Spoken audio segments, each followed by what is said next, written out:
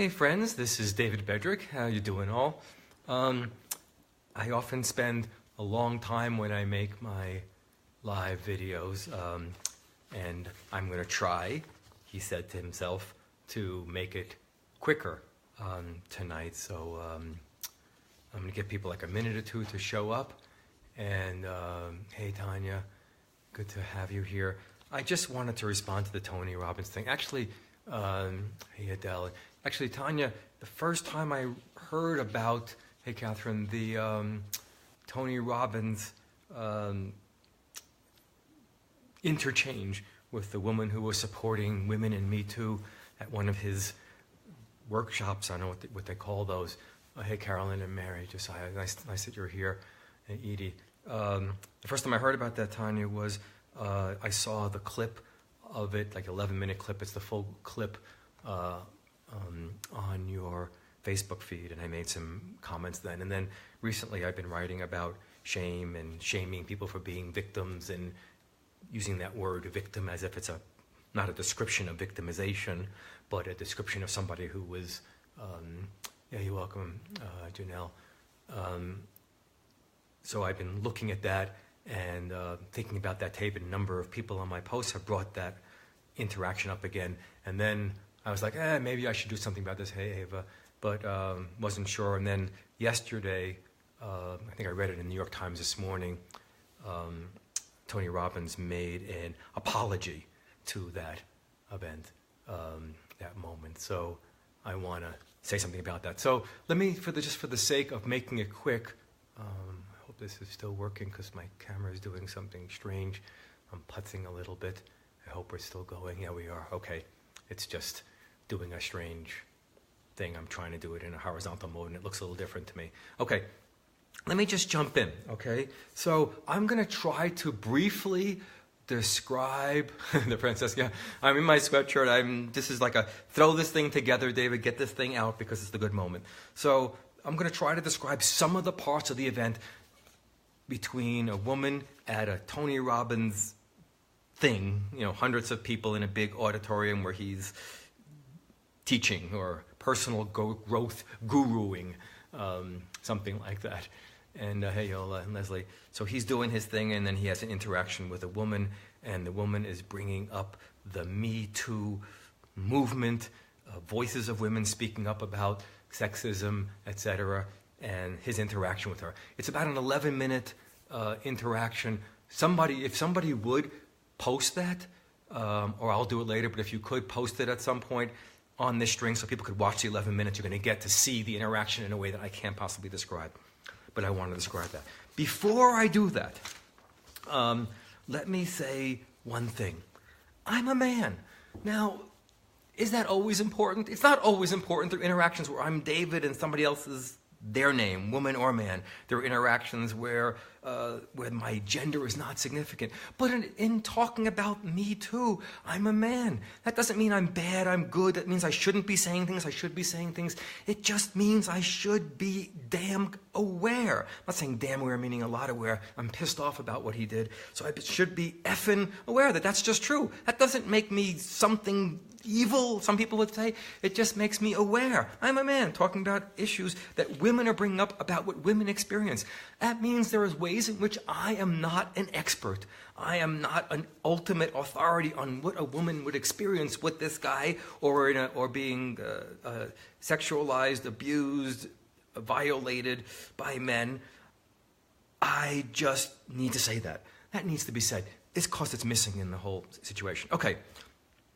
I'm going to give you some of the things that that's happened in this interaction. So he says to this woman says, she's bringing up the Me Too issue, and he says, Tony Robbins, I'm glad you did. He says that women are using, I'm going to quote now, the Me Too movement to try to get significance by attacking someone else. This is his quotes. He says to this woman, you're using a drug called significance to make yourself feel good. That's what he tells her about saying, hey, the Me Too issue is important to me. I want to raise that issue. She says it in some other ways than I can. And that's just his response. He doesn't respond by saying, I get it. This is what I understand. He says, you're using a drug called significance. You're trying to make yourself important by bringing this up, as opposed to it's a real issue. Woman says, I think you misunderstand the Me Too movement. The woman does really well, and she speaks up for herself and stays with the discussion. He says, I've read thousands of these Me Too statements. He says, I'm knocking victimhood. I'm knocking victimhood. Whether we can have a discussion about victimhood, I don't knock victimhood. I think it's a shaming thing. But this is his response to the Me Too movement. Hey, dear Me Too movement, I'm knocking victimhood. He says, anger is not empowerment, he says. Interesting. Anger is not empowerment. Coming from a white male, 6'7", mega rich, da-da-da. Anger is not empowerment, he says. Making yourself significant by making others wrong. That's what you're doing. You're making somebody else wrong. It won't make you better. It won't make others better. Then he says to her, Jesus says, don't throw stones. Is there any one of us who's never done anything wrong? He says to this woman, think about the context now. You're throwing stones at these men by making your Me Too statements. Isn't that throwing stones? Haven't you done wrong things? Listen to the manipulation, the coercion, the shaming. I'm going to speak more to all of those things. I just want to give you the framing.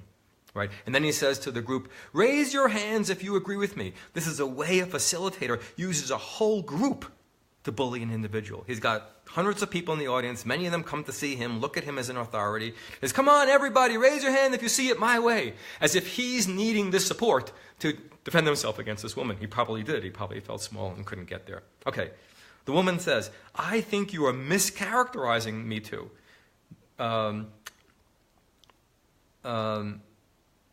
You're doing with the women who are speaking out in this way a disservice.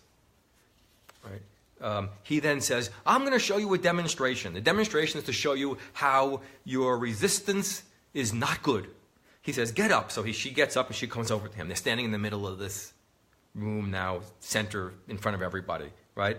He says, put out your fist. So she puts her fist out and he puts his hand against hers. Remember, he's 6'7", white male. I don't know how big she is, normalish size, whatever that means. She's not 6'7", she's not 6 foot tall. He's huge compared to her. That's important because there's a rank difference. Should he be shorter? No. Should she be bigger? No. Should he be aware of the fact that he's doing a physical exercise as a person much bigger than another person, and then a man with a woman in the context of a gendered problem? He should be aware. Okay, so he starts pushing her backwards. And she resists some, right? And he says, why are you pushing? Are you still resisting? Look, you're still resisting. Are you thinking you're going to get anywhere? You're still resisting me. Check this out. So he starts pushing this woman, and then he starts shaming her. I'm going to say more about these details. Noticing that she's pushing back. Now, if someone pushes against you, anybody, most people will push back to some extent. He's trying to say, you shouldn't be pushing back. Pushing back doesn't help, he says. And he keeps on doing this with her and focusing on that. Again, I'm going to say a little bit more about each of these things. I just want to give you the basic frame. I'm not trying to exaggerate this or one-sided it. You can look and see. Maybe you'll disagree. Then he says, let me tell you an example. Let me teach you. This is me now. Let me teach you through my example. He says, I talk to men all the time. They break my heart. These men, check this out. This is my example. These men he's going to talk about, they're breaking his heart. There's a powerful man he knows. He's stressed out. He's sympathetic with this man. I know this powerful man. He's stressed out because he interviewed a woman and 2 men. The woman was better qualified, he says. But this man, this poor man, sorry for the sarcasm, this poor man couldn't hire the woman because she was so attractive and he was afraid. This is his example. His example is of a man, a rich, powerful man, he describes him that way, who says a woman is better qualified than 2 men, but this poor man can't hire her because she's attractive to him. This is his example to prove something to her. And he's saying, dozens of men are talking to me like this. Can't you be sympathetic? He didn't say that, but you get the idea? Can't you be sympathetic with this poor, powerful guy who can't hire an attractive woman because he's nervous about it, even though she's more qualified? Yes, he's not sympathetic with the woman. He's not upset with the man for making that decision and helping him get over that in his guru personal growth dumb. He instead is sympathetic with this man. He connects with that man. He resonates with that man. He empathizes with that man, not with that woman. Right? he says to her, freedom doesn't come from anger. Don't be upset. Don't be angry. Freedom doesn't come from that. She then challenges him. So a minority is not supposed to protest? He doesn't answer. He says to her now, don't get addicted to your problems. She's really in. She sticks with the Me Too thing. She's really clear and actually good with him. In front of a whole group of people, enormous amount of power, I think, and presence and stability and clarity. He's all over the place emotionally. She's really solid like a rock, actually. He says to her, don't get addicted to your problems. Don't be a victim. Every action has a reaction, meaning you're going to say something to men. Hey, you're going to challenge men. They're going to react. They're going to get angry at you. You know, you should be aware that there's consequences for speaking up. You're part of the causal scenario of men being upset with you. You're part of the causal problem of men not being able to hire women because you're speaking up. If you didn't speak up, it wouldn't be that way. He says anger is part of a pattern of victimization. Check that out. Could you imagine, whatever, a non-white man saying something like this? Yes, but you get the drift. Then she says something to him, and he says, I'm saying what I really think. I'm not going to put away what I really think. Quote, I'm not going to be inauthentic and say I'm sorry. Hey, group, everybody, look, shouldn't we not say I'm sorry unless we're really sorry? And the other goes, yeah. Everyone's behind him again. He uses the group to bolster himself. He needs the boost. She doesn't apparently need the boost. He's unaware of that whole dynamic as far as I can tell, or he is aware and he doesn't give a shit. Sorry, I'm really upset tonight, so I'm going to let myself be a little bit more gruff, right? But he's saying, I'm not going to say I'm sorry. That would be inauthentic, right? Okay. Last phrase. Stop being so sensitive just because you're part of one movement or another. Dear people, don't be so sensitive just because you're part of a movement. Even though I'm a white guy pushing you, telling you shouldn't be angry, shouldn't be upset, that you're causing these men problems. Don't be sensitive. Okay. He goes on to say more things. Okay. Next piece. Hang on now. This is going to take just a minute or two. I want to read you then. So this was some weeks back. I don't remember exactly how long. I didn't hear about it until like 3-4 weeks ago. So I'm not sure when this occurred. Not too long ago. So he gets a bunch of pushback, and the woman, I'm really sorry, I forgot the name of the woman who started the Me Too, #MeToo thing, movement. Somebody write her name down so that she's honored properly. I'll write it if you miss it. So he's getting some pushback. He writes an apology letter, right? Now here's this guy who's going to redeem his reputation. Sorry, that's my hit on it. But now forget my hit. Here it is. Quote, at a recent Unleash the Power Within event. I'm glad he gets to celebrate his event. My comments fail to reflect the respect I have for everything Tarana Burke, that's her name, thank you, and the Me Too movement has achieved. My comments fail to reflect the respect I really have. I have a tremendous amount of respect, you'll see. My comments just fail to communicate that. I apologize for suggesting any other thing than profound admiration. Gee, let me apologize. What am I apologizing for? For suggesting that something is other than my profound admiration. I didn't do anything. I just suggested something, and it was other than the admiration and respect I really have. Let me clearly say, here's his clear statement, I agree with the goals of the Me Too movement and its founding message of empowerment through empathy, which makes it a beautiful force for good. That's what he's going to be. His clearest message is, I think this is a good thing. Now, next phrase. For 40 years, I've encouraged people to grow into the men and women they dream to be. I watch in awe as more and more women all over the world find their voice and stand up and speak out. Patronizing, all of our growth begins with learning. My own started with childhood marked by abuse. I'm sure he had his own abuse story. I am humbled that others have looked to my path I have taken in the decades since as lessons in their own journey. Let me now not just say, hey, I can empathize through my hurt. Let me say that people are following me because of that. I'm the teacher here. But sometimes the teacher has to become the student, and it is clear that I still have much to learn. Dear Tony, what is it that you're learning? Tell me. I teach that, quote, life happens for you, not to you. And what I've realized is that while I've dedicated my life to working with victims of abuse all over the world, I need to get connected to the brave women of Me Too. What his big learning, I need to connect with these women. He doesn't say, I reviewed the scene with this woman, and here's what I've learned, or I've asked some women, or I've asked Tarana Burke, or many women, please wake me up about what happened. He doesn't ask for that. He says, I need to connect with them. He doesn't ask for that and then say, let me tell you what I learned. I'm committing to being part of the solution. I'm committed to helping to educate others so that we all stay true to the ideals of the Me Too movement. I will never stop examining my own words and actions to make sure I am staying true to those deals, though he didn't examine the words that are in that tape that are being all over the place. That begins with the brief statement, but will not end our goals until our goals are reached. You get the idea. I'll try to post the connection to that apology. My comments failed. This is his main give. This is what I did. I failed to reflect the respect I really have for Tarana Burke and the Me Too movement, and I apologize for suggesting other than my profound admiration. I have a profound admiration. I have respect. I must not have communicated that. That's the apology. Okay. Quick statement, quick review of his apology. Hang in just for a couple of minutes. This is going to be short, but I want to make sure I give to you. These are questions I would have for Tony, for you in thinking about this. Did he mention in this apology that he was a white man addressing issues of women standing up for themselves? Did he ever learn and say in the apology, by the way, I realized I'm a male, I'm a white male, entering this particular scene with women and women of color, that's one of the things I learned, and that I didn't take notice of that particular part of the story. I woke up about that. No.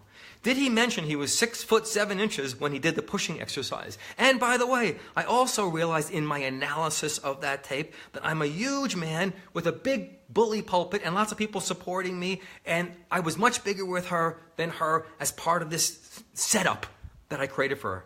No. Did he mention that he double-binded the woman by pushing against her?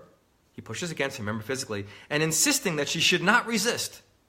But if she did resist, she was creating a problem. I'm going to push against you. Don't fight back. That's one problem. When you push against somebody, you should encourage them to fight back, unless they don't have that in them. A woman pushing against this guy in front of all these people, I say hurrah. He says resisting is bad. So she could either not resist and disclaim her power. She doesn't do that. Or she can resist and get criticized by him and saying he's no good and have him talk about this in front of the whole group. Look at how she's resisting. She can't stop resisting. She can't stop being angry. She's a drug addict. She's an addict to her own significance. You see the setup in that particular thing? I push against you, say don't resist. If you listen to me, you're disempowered. If you don't listen to me, you're disempowered. It's called a double bind. Next, in the apology, did he speak to the importance of anger and resistance in women or any abused or marginalized person finding their power?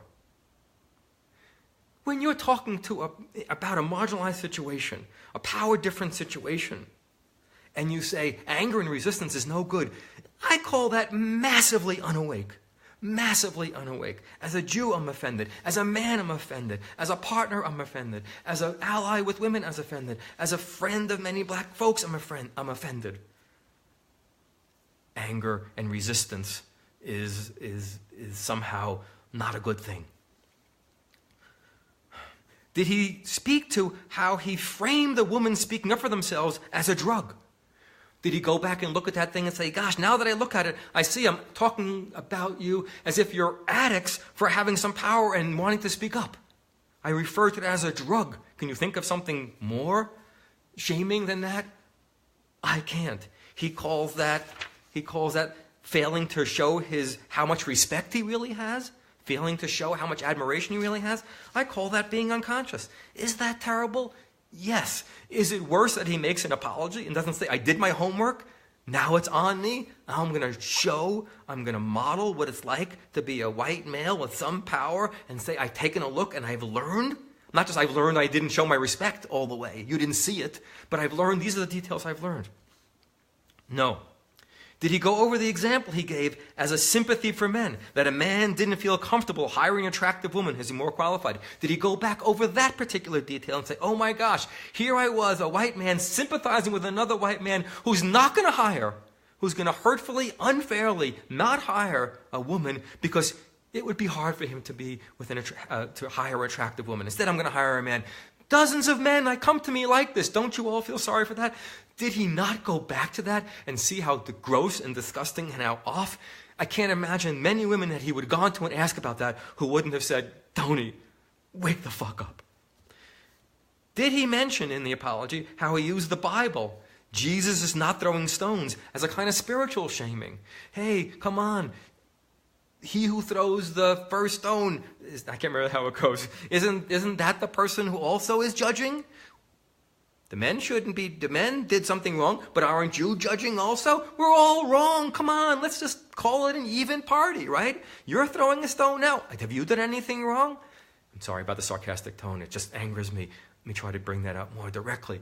It fucking pisses me off that he tells this woman, he uses a kind of Bible kind of authority. Now he's using not his 6 foot tall, not his white man, not his authority as a leader of these people, not the attracting all these people in the audience to say, yeah, Tony, you're right on. Now I'm going to throw the Bible at you. You shouldn't be throwing stones. Writing a Me Too statement, verbalizing a Me Too statement, doing it in theater, doing it to another person, that's really throwing a stone, isn't it?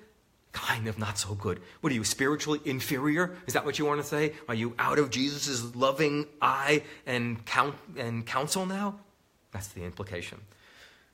Did he mention how his statement, he said the statement of every action leads to a reaction. Did he say that that was a way of holding women responsible for speaking up as if men called out was their fault? Let me say it again. Remember that statement he says to this woman, well, every action leads to a reaction. You have to be aware that if you're going to say it to a statement to a man or men in general, you're going to get some stuff back. You're going to get some angry back. Your action leads to that reaction. You have to be somewhat responsible for that. Take responsibility for the way men are going to be upset with you. This is what he says to a woman who is now, he says, you're holding men responsible by speaking up. You know, their upsetness, that's your fault. You might not want to do that. You're going to cause problem. You're causing a reaction by speaking up. Do women need, does any marginalized group person need, does any abused person need, any abused male need somebody to say, please let me encourage you to be silenced. Don't get angry. Don't resist. Follow his Bible's version of the truth. Follow the idea that you're causing people's upsetness. Does anybody need that? Did he mention how he thought it was inauthentic? Remember at the end of the thing, he said, I'm not going to be he said at the end of the tape, I'm not going to be inauthentic and say I'm sorry. And everyone goes, yeah. He goes, isn't that true, everybody? Everyone goes, yeah, right on. Don't apologize. We feel powerful unless you really did something wrong. Don't be authentic. Did he mention that statement when he wrote his apology letter? The final hypocrisy? It's untrue of me to apologize. I think that was a true statement. It wasn't a truth in him to apologize. He did not have an authentic apology. He didn't have an authentic apology when he wrote the damn apology letter. But none of that's mentioned. I could go on. I'm just wanting to review the apology letter because these apologies that are cheap without a statement. Hey, look, I'm sorry I couldn't communicate to you the depth of my love for you when I hurt you. The point is you hurt me. What did you do? How did you hurt me? Name it. What was it about? And if you want to say I'm a teacher who's in the learning mode, go learn. I guarantee you there are tons of women, probably every woman on this thread, and many of the men, could talk to him and go through many of those statements and taught him. Did he ask anybody? Yes, I know. He probably made his marketing pitch. He's a smart salesperson. I'm sorry about that. Maybe he does good things for people. I don't know. I don't know Tony Robbins very well. I've read some of his book and watched a piece once. Turned me off. Maybe some people are getting something out of it. But this is the kind of stuff that pisses me off. Bad enough that he makes all these abuses of his power in shaming a woman, speaking up, and shaming the whole Me Too movement. But for me, more upsetting is that to make a false apology, full of hypocrisy, not full of anything other than an attempt to win people over without mentioning a single thing he learned. This is his moment in the sun. When I'm a facilitator and someone criticizes me, that's my moment in the sun. I screw it up sometimes. That's my chance to show I can get here. I can arrive. I can open up and hear what you have to say. I can learn something from you. I fail at that sometimes. Let me tell you, I have failed many times over the years, but that's the call when you get some power, when you have some authority. That's what you have to be up to. In my mind, failed miserably on all scores. Whatever little respect he had from me which was little, but I hadn't seen him in action in this way. I think he did show in his authentic self. Why am I highlighting him? Is it to down Tony Robbins? I don't give a shit about Tony Robbins one way or the other, whether people love him or hate him or find him as useful or not. I do give a shit about the dynamic. He's put himself in play as a public figure. Now he needs to be outed as a public figure so that I and others can learn from that kind of abuse and all the details of it and that kind of apology. Let's use him as an example. An example meaning I'm going to learn from him. I'm going to see what he did. I'm going to see what I would have missed myself. I'm going to see what apology I would make and what I wouldn't make. Other men, consider that. Other women, if you're snowed at all, do your best to look clearly. Consider the things I'm saying. If they're way off, fine. But consider that. Let's talk to your other friends about that. Let's be clear about this kind of misogyny, hatred, shaming of victimhood. We all need to wake up. Thanks, friends, for hanging in with my rant. If you've got it in you, please share it. Let's spread it around. Let's keep a conversation going. That's one way of keeping the conversation going. Last thing, I'm doing 2 seminars at the end of the week. Thursday starts a 3-week seminar on shame. Personal message me if you're interested. Friday is a supervision class. That's for therapists and counselors only. It's 1 night only, 2 hours. Therapists bring cases. We discuss them. I use my experiences and knowledge working with therapists to help people educate themselves about doing therapy. Hope you make it. Again, share the damn thing. Let's get conversations going all over the place. Lots of love, everyone. Bye.